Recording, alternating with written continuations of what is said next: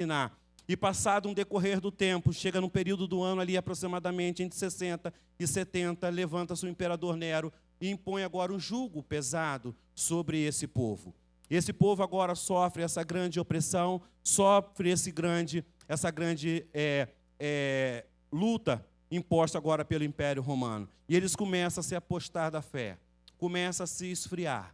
E muitas das vezes o nosso sofrimento diário, as nossas perseguições, a luta que você passa diariamente, te faz com que você venha se esfriar gradativamente. O que faz o ser humano se afastar é a sobrecarga que é colocada sobre as nossas costas. É o peso, é a dor, é o sofrimento, é a luta diária, é a investida feroz do inimigo contra a nossa vida. Isso nos faz completamente nos abater, isso nos faz completamente nos desanimar. E os autores hebreus estão dizendo, por que vocês querem voltar à prática do passado, viver uma coisa em que era somente uma sombra do que era perfeito? E eu digo para você nessa manhã, porque tu quer voltar para a antiga prática, porque tu quer abandonar esse Cristo, lembrando que uma vez por toda Cristo entrou no Santo dos Santos, uma única vez, para fazer sacrifício por mim e por você. E hoje Ele está dizendo, se tu creres em mim, hoje grande coisa farei na sua vida. Hoje, se você crer, te libertarei dessa opressão, te liberarei dessas cargas pesadas, te livrarei desse sofrimento. Cristo diz, eu já fiz o sacrifício que era para ser feito,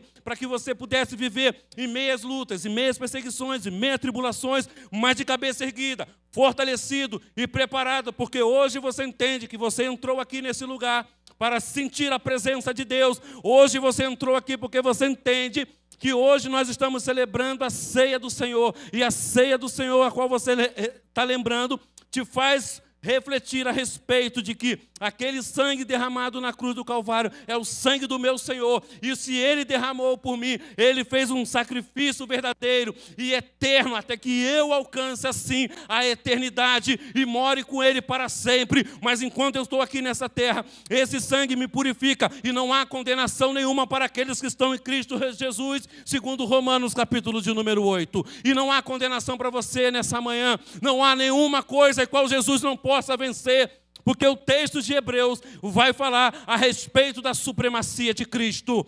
Cristo é maior do que os anjos, Cristo é maior do que Moisés, Cristo é maior do que Arão, Cristo é maior do que Josué, Cristo é maior do que Melquisedeque.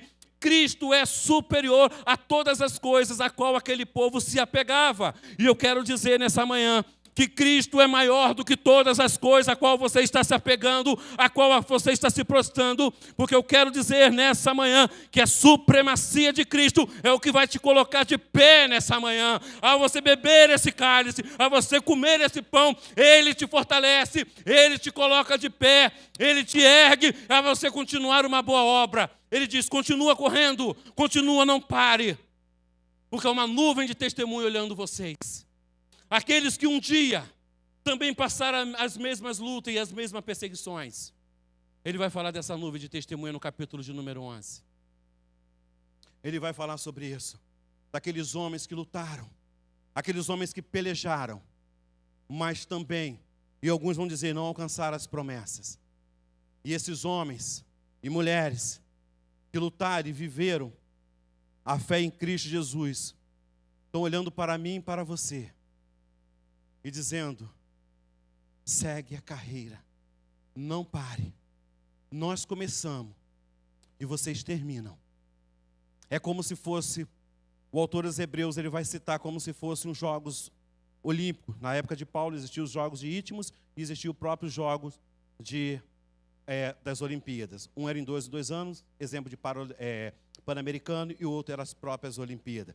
E ele vai dizer, isso aqui não foi Paulo que escreveu, tá? Eu só estou falando que Paulo, quando escreve, ele cita nas suas cartas a respeito desses jogos que tinha lá em Atenas. Então, o que acontece? É como se, por exemplo, é uma corrida, ele diz a corrida da fé, a corrida. É, por exemplo, Abraão, ele vai passando, ele pega o bastão, é como se estivesse naquela corrida, passa o bastão, dando exemplo, tá? Para Moisés, e Moisés continua a correr, passa o bastão para Josué, e Josué começa a correr, e diz o seguinte, agora passa para os discípulos começam a correr, o discípulo faz, agora o bastão está na mão de vocês. É isso que os autores hebreus estão dizendo, o bastão agora está nas nossas mãos. E o que nós estamos fazendo? com aquilo que foi nos entregue, aquilo que foi colocado na nossa mão. E eles estão lá em cima, olhando, dizendo, não pare, continue, continue, não pare, não pare. Não deixa que a perseguição, não deixa que a luta, não deixa que o sofrimento te paralise. Continua correndo, continua, que grandes coisas ainda o Senhor. E você verá com esses olhos grandes coisas, grandes sinais que o Senhor vai fazer. Maravilha que Ele vai fazer no meio de vocês. Nós não podemos parar, porque a palavra de Deus diz que a volta dEle está às portas. E o dever nosso é seguirmos a qual Ele nos chamou e nos direcionou. Você não pode vir simplesmente nessa manhã a cumprir um rito de dizer simplesmente que Ele é o Senhor da sua vida, mas na realidade a segunda-feira chega para mim e para você, e a segunda-feira quando chega eu não posso voltar às minhas práticas, como o autor hebreu está dizendo, não volte às tuas práticas do passado. Eu não posso estar num domingo desse, a qual nós estamos aqui na presença de Jesus Cristo, e declarando que Ele é o nosso Senhor. Eu não posso chegar na semana agora que me antecede e abandonar essa fé,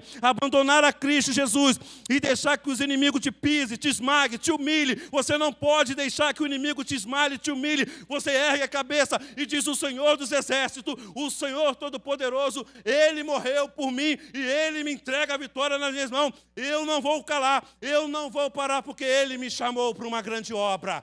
Deus te chamou nessa manhã para uma grande obra, a começar na sua casa, a começar por você nessa manhã, a entender esse sangue derramado na cruz do Calvário, esse pão partido hoje, que representa o corpo de Cristo, aquele a qual é perfeito.